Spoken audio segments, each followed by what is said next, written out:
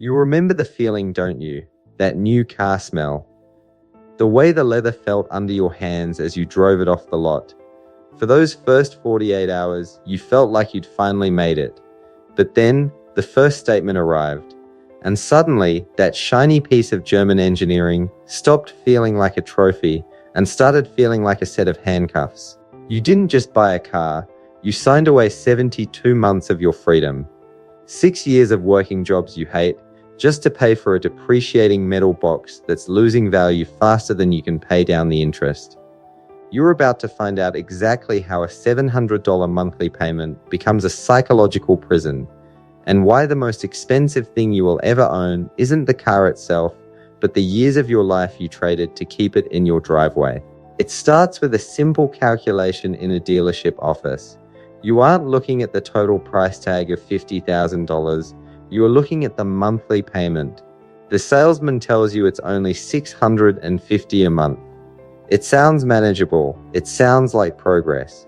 You convince yourself that because you can afford the payment, you can afford the car. But this is the moment the trap springs. The second you drive that car over the curb and into the street, you lose 20% of its value. In those first 10 seconds, $10,000 of your net worth simply evaporates into thin air. But your loan, that stays exactly where it is. You are now underwater, owing the bank significantly more than the machine is actually worth. For the next 6 years, your life begins to revolve around this inanimate object. Every time you get your paycheck, the first chunk isn't for your future, your savings, or your experiences. It belongs to the bank. You start realizing that you aren't working for yourself anymore. You're working for a piece of machinery that is sitting in a parking lot for 22 hours a day. By year 2, the new car dopamine has completely worn off. The leather is starting to wear, the tech feels a little dated, and the first few scratches have appeared. But the payment? It's just as heavy as it was on day 1. You start doing the math and realize that if you had just invested that same monthly payment into the market, you'd be sitting on a small fortune. Instead, you're watching your wealth leak out of an exhaust pipe. This is the hidden cost of looking rich. You've traded your psychological peace for a status symbol that everyone else is too busy to notice. You're trapped in a 6-year cycle of maintenance, insurance, and interest, while the car slowly turns into a liability that you can't even sell without writing a check to the bank to cover the difference. You aren't just paying for a car, you are paying for the privilege of staying broke. And as the months turn into years, that shiny exterior starts to look more and more like the bars of a cage. By year 3, the reality of the long-term loan truly begins to bite. This is the stage where the honeymoon period isn't just over, it's a distant memory. You're now halfway through your 72-month sentence, and the car is starting to need its first major set of tires, a brake job, and maybe a specialized service. But here's the kicker. Your bank account is bone dry because that $650 has been draining your liquidity every single month like a parasite. You find yourself putting these repairs on a credit card, adding high interest debt on top of your existing car debt. You are officially in a financial death spiral, all to maintain a vehicle that has already lost half its original glory. In the US and UK, this is the middle class trap.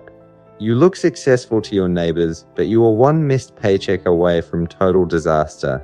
You can't take a vacation, you can't invest in that new business idea, and you can't even quit a toxic job because that car payment owns you. It has become your master. Think about what that money could have been. If you had taken that same monthly payment and funneled it into a basic index fund, by year 3, you would have over $25,000 working for you. Instead, you have a car that's worth $20,000 less than what you owe on it. You are literally paying for the right to lose money. The psychological weight starts to change how you see the world. Every mile you put on the odometer feels like a blow to your net worth. You stop driving for pleasure and start driving with anxiety. You realize that for the last 36 months, you haven't been working to build a life, You've been working to build the bank's balance sheet. You look at people driving 10-year-old Toyotas and realize they have something you don't. They have oxygen. They have the breathing room to breathe, to save, and to sleep at night. Meanwhile, you're sitting in heated leather seats, sweating about how you're going to cover next month's insurance premium. You've realized too late that affording the payment and affording the car are two completely different universes. As you enter years 4 and 5, the sunk cost fallacy takes full control of your life. You've been paying for so long that you feel like you have to see it through to the end, but the engine of your life is stalling. The car is now out of warranty. Every strange noise from the transmission or a warning light on the dashboard sends a shiver down your spine. Why? Because you're still paying the new car price for an old car reality. This is the point where most people break. They see a new model at the dealership, they see their current negative equity, and they do something even more dangerous. They roll the old debt into a new loan. They reset the clock for another 7 years. They become lifelong debtors, people who will never actually own their transport, but will forever pay a subscription fee for the illusion of status. But you decide to keep going. You decide to feel the full weight of your mistake. You watch your friends buy houses or start portfolios while you are still writing the same check you started writing 4 years ago. You realize that this car has cost you more than just 60 installments. It cost you the down payment on a home. It cost you the seed money for your dream company. It cost you the compounding interest that would have turned into $100,000 by the time you retired.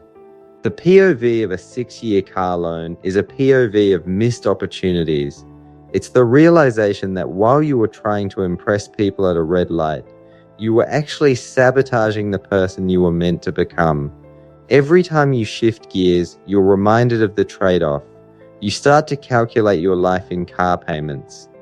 That weekend getaway? That's 2 car payments. That professional certification that could double your salary? That's 4 car payments. You are living a fractional life because a massive portion of your income is locked in a vault that you can't open until the 72nd month. You are learning the hardest lesson in finance. Things that move fast lose value fast, and things that grow slow are the only things worth your time. Year 6. The final stretch. You finally see the light at the end of the tunnel, but the irony is almost unbearable. The car is now 6 years old. It's got 80,000 miles on it. The paint is fading, the interior has that permanent used smell, and it's worth maybe 30% of what you originally paid. But you are still writing that same $650 check. Think about that. You are paying brand new luxury prices for a vehicle that feels average, looks dated, and arguably feels like a burden. This is the moment of clarity. You realize that for the last 72 months, you haven't been owning a car. You've been renting a lifestyle you couldn't afford from a bank that didn't care if you failed. When that final payment finally clears and the title arrives in the mail, there's no celebration. There's only a profound sense of exhaustion. You look at the total interest paid on your closing statement and realize you could have bought a second smaller car just with the interest alone. You've spent 6 years of your prime earning years running on a financial treadmill, and you've ended up exactly where you started, but 6 years older and 6 years behind. The lesson is etched into your bank statement. Wealth isn't what you drive, it's what you keep. The person in the 2014 Honda Civic who hasn't had a car payment in a decade is actually richer than you, because their income belongs to them. Their time belongs to them. As you look at that car in your driveway, now finally yours, you realize the most expensive thing about it wasn't the sticker price. It was the opportunity cost. It was the 6 years of compounding you missed. It was the stress that kept you up at 3 low am. It was the freedom you traded for a badge on a grill. If you're watching this and you're standing in that dealership today, or if you're looking at a manageable monthly payment for a dream you haven't earned yet, stop, put the pen down, walk away, because a car is just a tool to get you from point A to point B. But a predatory loan is a tool to keep you from ever reaching point C, financial independence. Don't spend the next 6 years of your life paying for a mistake that loses value every time you turn the key. Buy what you can afford, drive what you own, and never ever sign away your future for the smell of new leather.